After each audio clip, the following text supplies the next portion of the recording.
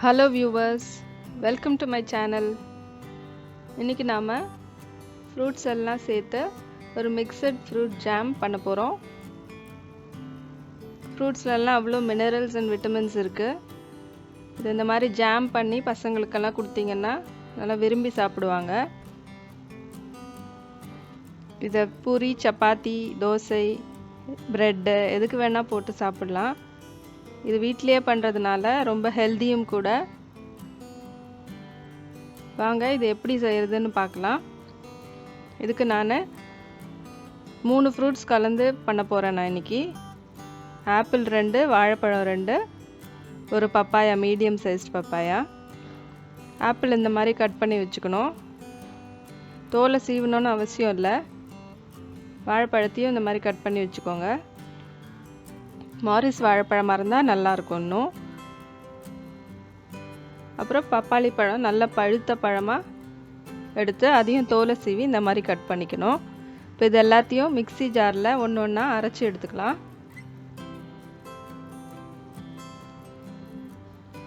இது நல்லா நைஸா அரைச்சு ஒரு அடி கனமான பேன்ல ட்ரான்ஸ்ஃபர் பண்ணிக்கலாம். இந்த மாதிரி ஒரு பேன் எடுத்துக்கோங்க.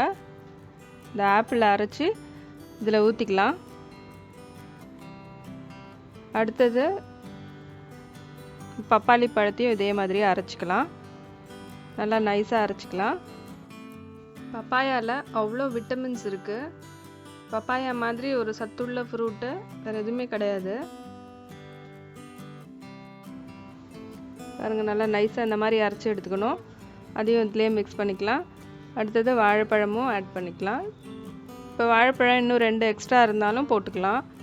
அது அவங்க இஷ்டப்படி ரேஷியோ எப்படி வேணா இருக்கலாம்.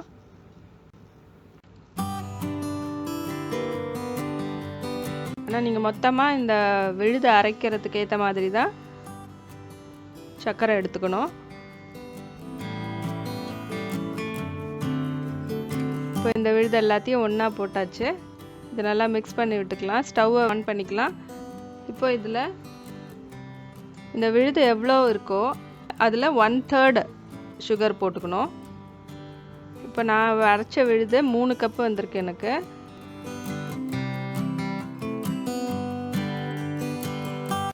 இதுக்கு நான் 1 கப் சுகர் ஆட் பண்ண போகிறேன்.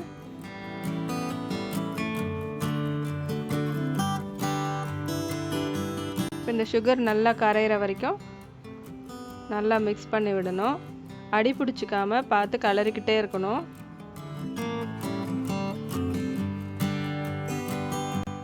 இப்போ இந்த தண்ணியாக இருக்கிறது நல்லா கொதிச்சு திக்காகணும். அது வரைக்கும் அப்பப்போ கலரி விட்டுக்கிட்டே இருக்கணும்.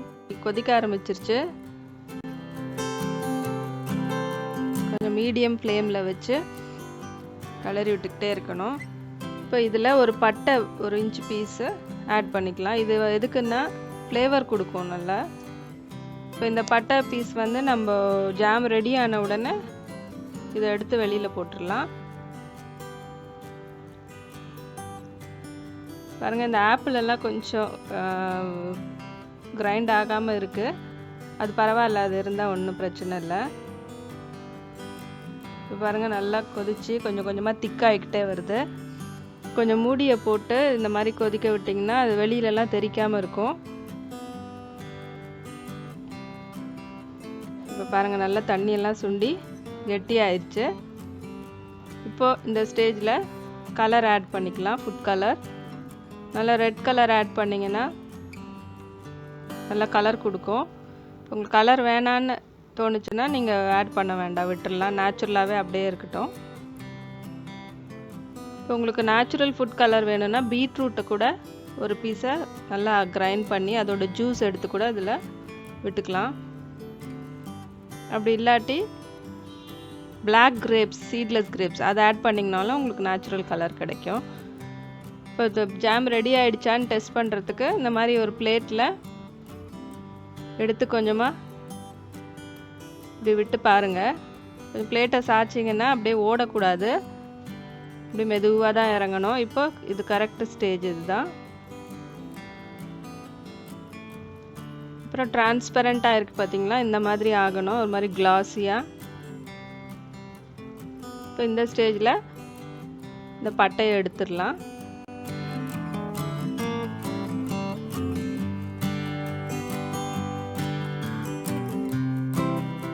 இப்போ ஸ்டவ் ஆஃப் பண்ணிவிட்டு ஒரு ஹாஃப் லெமன் அந்த ஜூஸை புழிஞ்சு எடுத்துக்கலாம். அதில் இந்த ஜூஸ் ஆட் பண்ணுறதுனால அந்த புளிப்பு டேஸ்ட் வந்து ஜாமுக்கு நல்ல டேஸ்ட் கொடுக்கும். அப்புறம் ராஸ்பெர்ரி எசன்ஸ் இது ஒரு ஹாஃப் ஸ்பூன் ஊற்றிக்கணும். உங்களுக்கு அந்த ராஸ்பெர்ரி எசன்ஸ் கிடைக்கலன்னா வெனிலா எசன்ஸ் விட்டாலும் ஓகே. இப்போ இதை நல்லா மிக்ஸ் பண்ணி விட்டுட்டு நல்லா ஆறின உடனே ஏதோ ஒரு பாட்டிலில் போட்டு ஸ்டோர் பண்ணி வச்சுக்கலாம். நீங்கள் ஃப்ரிட்ஜில் வச்சிங்கன்னா ஒரு 3 months வரைக்கும் கூட இது நல்லாயிருக்கும். ஆனால் நீங்கள் வெளியில் வச்சிங்கன்னா ஒரு மாதிரி கெட்டுடும் அது. ஸோ ஃப்ரிட்ஜில் வச்சு நீங்கள் யூஸ் பண்ணிக்கலாம். இதை பூரிக்கு, சப்பாத்திக்கு, ப்ரெட்டுக்கு எல்லாத்துக்குமே வச்சு சாப்பிட்லாம். ரொம்ப நல்லாயிருக்கும். இது வீட்டிலே பண்ணுறதுனால உங்களுக்கு ஹெல்த்தியும் கூட. ஸோ நீங்கள் இதை வீட்டில் ட்ரை பண்ணி பார்த்துட்டு உங்கள் கமெண்ட்ஸ் எனக்கு சொல்லுங்கள். இந்த வீடியோ உங்களுக்கு பிடிச்சிருந்ததுன்னா இந்த சேனலுக்கு சப்ஸ்கிரைப் பண்ணுங்கள். தேங்க்யூ. Happy cooking.